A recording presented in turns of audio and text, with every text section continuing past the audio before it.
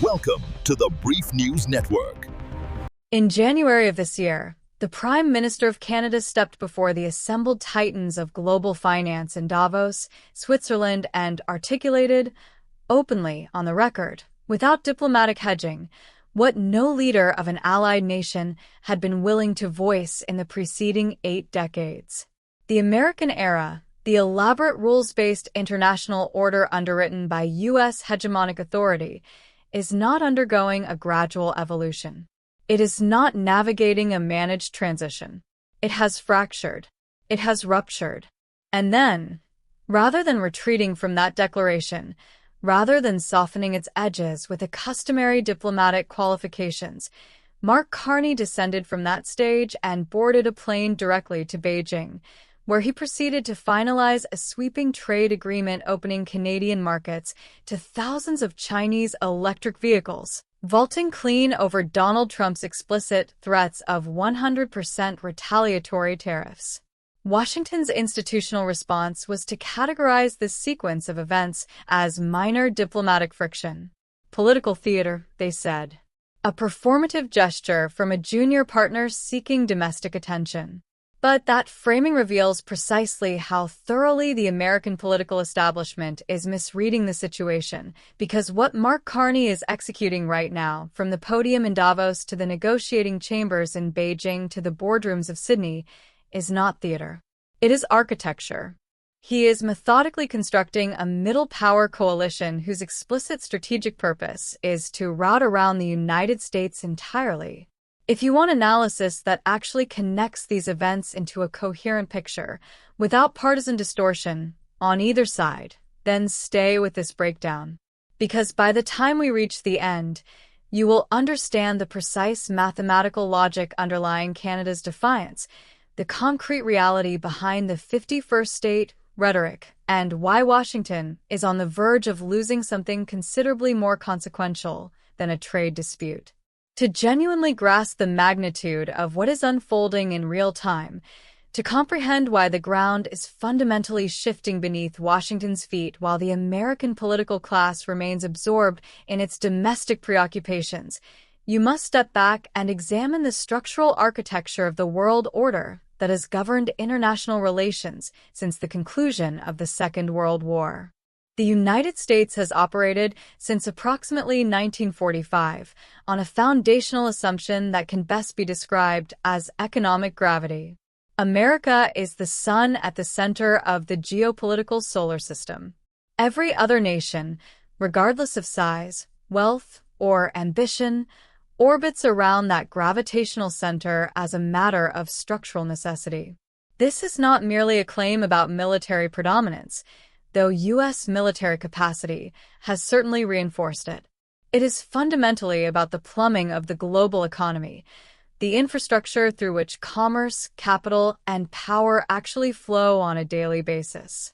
It is about the dollar's status as the world's reserve currency, meaning that most major international transactions are settled in American dollars regardless of whether the United States is a party to those transactions. It is about the SWIFT interbank messaging network, which functions as the circulatory system of global finance and which the United States can effectively weaponize as a geopolitical instrument. And it is about a deeply embedded bipartisan conviction within Washington's foreign policy apparatus, a conviction that transcends administrations, parties, and ideological shifts, that if the United States decides to apply economic pressure to any given nation, that nation has no meaningful alternative but to comply, to apologize publicly, and to return obediently to its designated position within the American-led order. Nowhere has this assumption of American gravitational authority been more deeply ingrained, more thoroughly taken for granted, more entirely unexamined than in the relationship with Canada. Canada is, in many respects, the ultimate stress test of American hegemony. The two countries share the longest undefended international border anywhere on Earth. Their economies are so profoundly and intricately interwoven that economists have long deployed a specific idiom to describe the asymmetry. When the United States sneezes, Canada catches a cold. The causal direction has always been presumed to flow southward to northward. America acts. Canada reacts. For decades, that presumption was validated repeatedly by actual events. The predictable cycle operated as follows. Canada would periodically register a polite objection to some dimension of American trade or foreign policy. Washington would apply measured pressure, a tariff adjustment, a diplomatic signal, a pointed comment from a senior official. And Canada, after a brief period of public discomfort, would quietly recalibrate its position and fall back into alignment. Reliable, predictable, reassuring to the architects of American grand strategy. Donald Trump's approach to this historically stable dynamic has departed from his predecessors in ways that are not merely stylistic but substantively consequential. Trump does not conceptualize alliances as mutual defense arrangements founded on shared interests and reciprocal obligations, nor as integrated economic zones constructed for the collective prosperity of their participants. His framework is transactional to its core. He views alliances fundamentally as protection arrangements and not in the cooperative sense. In the extractive sense, leverage, in Trump's strategic vocabulary, is not an instrument to be deployed judiciously in service of broader strategic objectives. It is a blunt instrument to be wielded as publicly and as brutally as possible because the display of dominance is itself the point. When Trump returns repeatedly to the notion of Canada as a prospective 51st American state, the mainstream media apparatus consistently processes this as yet another disruptive soundbite, a geographical provocation, a passing insult calibrated for maximum domestic entertainment value. This interpretation is fundamentally incorrect. It is not a joke. It is a stated policy premise. The premise is this: you have no alternatives. The premise is that Canada's economy exists entirely at America's discretion, and that the threat of a 100% tariff wall is sufficient to induce immediate capitulation because Canada has nowhere else to turn. Trump surveys the map and perceives a vassal state that has temporarily forgotten the proper ordering of the relationship, one that merely requires sufficient pressure to restore compliance. He operates from the assumption that the classical laws of American economic gravity remain fully operative and are simply awaiting vigorous enforcement. For the better part of 8 decades, that assumption was essentially accurate. Which brings us to what transpired in Davos, and why it matters far more than the coverage it received. The World Economic Forum in Davos, Switzerland, is not an environment that accommodates revolutionary sentiment. It is, by design and by culture, a gathering place of extreme institutional caution, the venue where the global financial establishment assembles annually to reassure itself of the order's durability and the system's fundamental soundness. The language deployed there is typically so saturated with diplomatic qualification and bureaucratic jargon that it carries almost no semantic content. Davos is where radical ideas go to be neutralized. Into this hyper-cautious, aggressively elite environment walked Mark Carney. For those unfamiliar with Carney's background and institutional pedigree, it is essential context. He is not a political firebrand. He is not an ideological disruptor. He is not the kind of figure who generates attention through provocation or theatrics. He is precisely the opposite, the individual summoned when genuine institutional competence is required in a moment of systemic crisis. He guided the Bank of Canada through the catastrophic turbulence of the 2008 global financial crisis with a steadiness that earned him international recognition. He then crossed the Atlantic to assume leadership of the Bank of England, where he presided over one of the most complex and contested periods in British economic history. He is the consummate institutional insider, a man whose entire professional identity is embedded within the very architecture of the Western financial system he has now implicitly declared obsolete. The speech Carney delivered at Davos was titled, with deliberate understatement, "Principled and Pragmatic." And within that carefully constructed presentation, this paragon of institutional sobriety stood before the assembled global elite and, in essence, announced the termination of an era. He did not speak of a transition phase. He did not employ the diplomatic language of evolving relationships or shifting paradigms. He chose a word with a very specific and very precise meaning, a word that carries genuine weight in the lexicon of systemic analysis. He called the current geopolitical configuration a rupture, not a fracture, not a realignment, a rupture, implying a clean, irreversible break from what preceded it.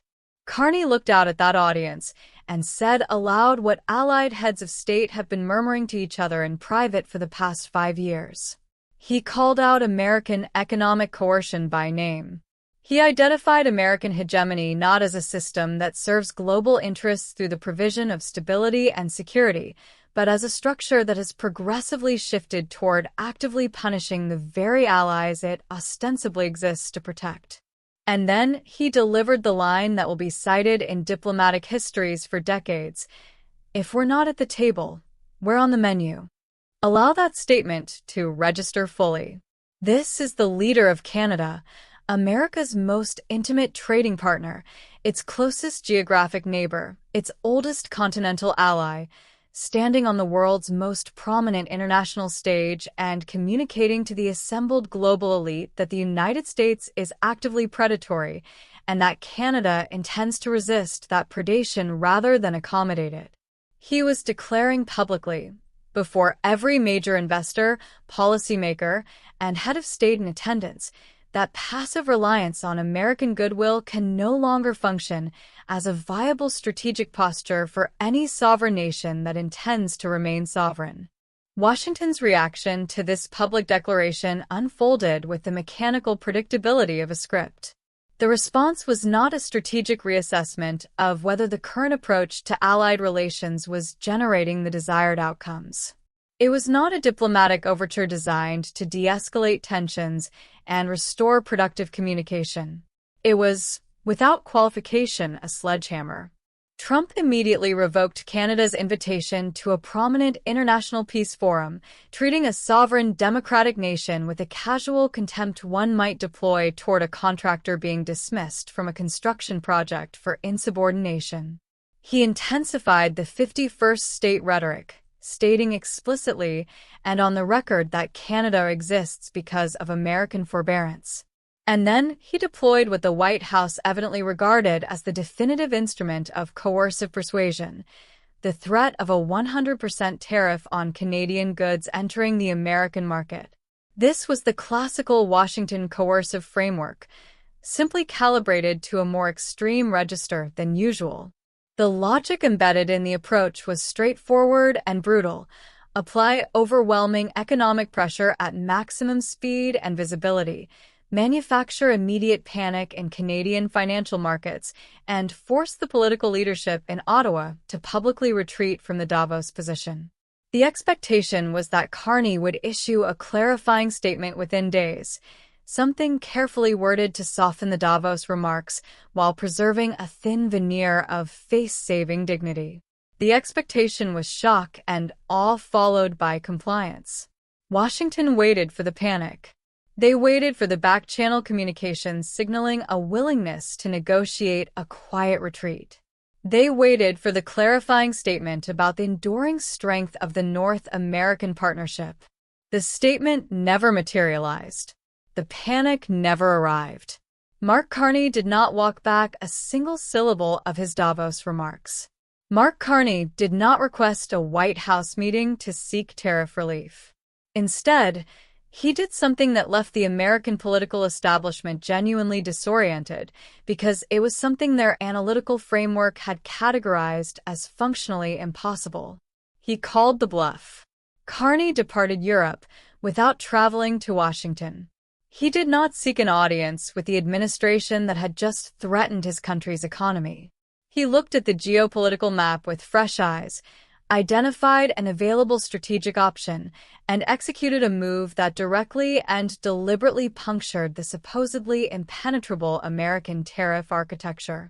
Canada finalized a substantial trade agreement with Beijing. The specific terms: 49,000 Chinese electric vehicles, a category of goods that the United States has aggressively sought to exclude from North American markets through precisely the kind of prohibitive tariff barriers Trump had threatened Canada with, would be admitted into the Canadian market at a steeply reduced tariff rate of just 6.1%. The significance of this requires plain language explanation, because most mainstream coverage has failed to articulate the actual mechanics of what occurred. The United States has invested enormous political capital and deployed substantial economic instruments in an attempt to construct a continental trade fortress, a wall designed to exclude Chinese electric vehicles from North American markets and thereby protect the American domestic automotive industry from Chinese competitive pressure. This effort represents one of the central planks of the Trump administration's industrial and trade policy. Mark Carney walked up to the side of that fortress, located a structural access point, swung the door wide open, and formally invited the Chinese automotive sector inside. This was not an incidental bureaucratic adjustment. It was not a minor trade policy modification buried in the technical appendices of a routine bilateral agreement. It was a precisely targeted, strategically deliberate strike against the foundational assumptions of Trump's economic architecture. And it was Carney rendering his Davos argument tangible and operational in real time. The message, stripped of diplomatic packaging, was this: deploy tariffs as instruments of coercion against your allies, and your allies will locate alternative partners. Behave as an imperial hegemon, and your allies will construct systems that route around imperial authority. By finalizing the Chinese EV agreement in the immediate aftermath of Washington's tariff threats, Carney demonstrated empirically what Davos had established rhetorically: the 51st state actually possesses meaningful alternatives. The American economic threat is existential only for nations that decline to pursue other options. Canada had just proven, in the most concrete possible terms, that it was not among them. But the Beijing maneuver was merely the opening gambit of a significantly larger and more consequential strategic operation. The dimension of this story that the mainstream press has almost entirely missed is what Carney did immediately following the Beijing agreement, because that is where the genuine architecture of the emerging alternative order begins to take shape. Carney boarded a plane for Canberra and Sydney. On the surface, this appeared to be a routine Commonwealth bilateral visit, two like-minded countries with shared cultural and institutional heritage conducting the standard consultations that maintain the relationship's health. Analysts who processed it in those terms fundamentally misread what was actually transpiring. In Sydney, Carney engaged directly with the leadership of Australia's largest sovereign wealth and pension funds, institutional pools of capital of truly enormous magnitude, and secured a commitment of $10 billion in investment directed toward Canadian infrastructure and energy development. This, in its operational significance, is the move. This is the middle power architecture rendered financially concrete. What Carney is constructing, deliberately, methodically, and with the kind of patient strategic intelligence one would expect from a former central bank governor, is a comprehensive alternative to American-centered economic architecture. He is assembling a critical minerals purchasing consortium among middle powers. He is advocating openly for what he terms variable geometry in international economic relationships, a framework in which nations build overlapping, flexible coalitions organized around shared interests rather than shared dependence on a single hegemon. He is working toward an AI sovereignty arrangement that preserves participating nations' ability to develop and govern artificial intelligence infrastructure independently of American corporate and governmental influence. And he is architecting a cross-Pacific investment framework that explicitly excludes Washington from its organizational center.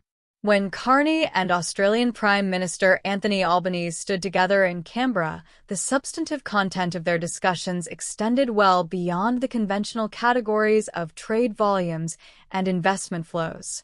They discuss strategic autonomy, a concept with a very specific and consequential meaning in the current context. Strategic autonomy means the capacity to function, economically and in terms of security, without relying on the United States as the indispensable guarantor of stability. It means building institutional infrastructure capable of sustaining national interests even in a scenario where American reliability can no longer be assumed.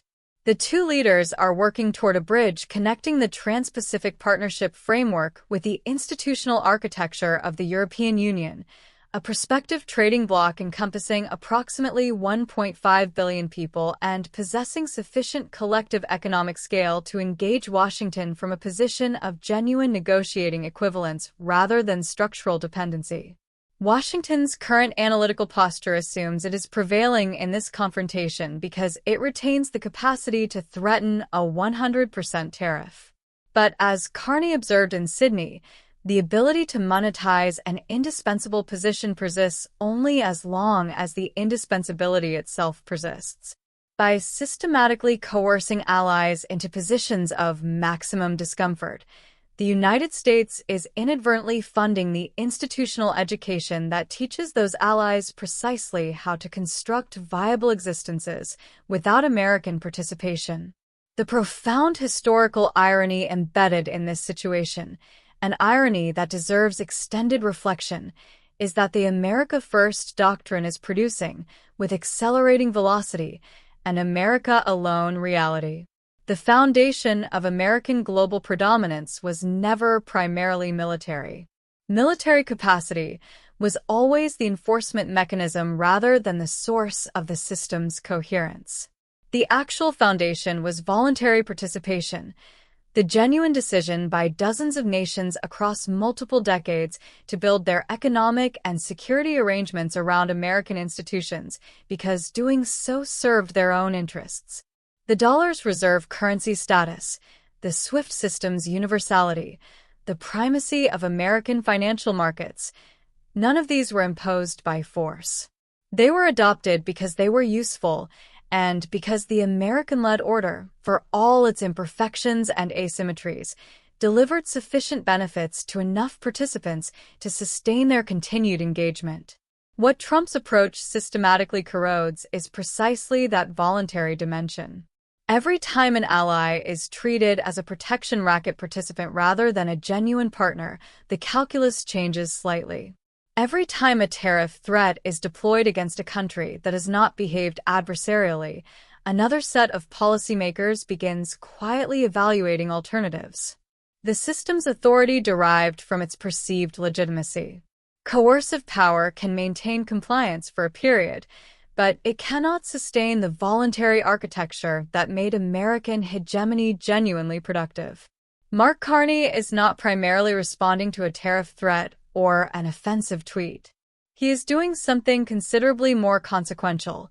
He is removing the foundational assumption from the shopkeeper's window.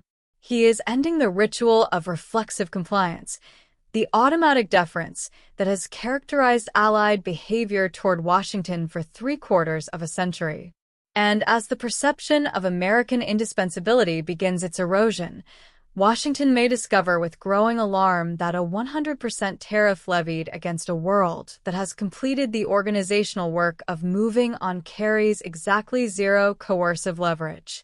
The American political establishment's failure to accurately read this situation is not primarily a failure of intelligence or information. It is a failure of conceptual framework.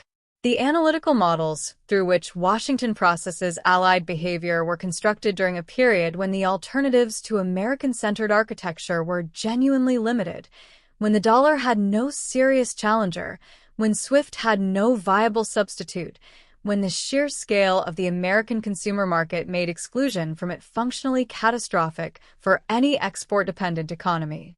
Those conditions no longer obtain with the same absolute force they once did.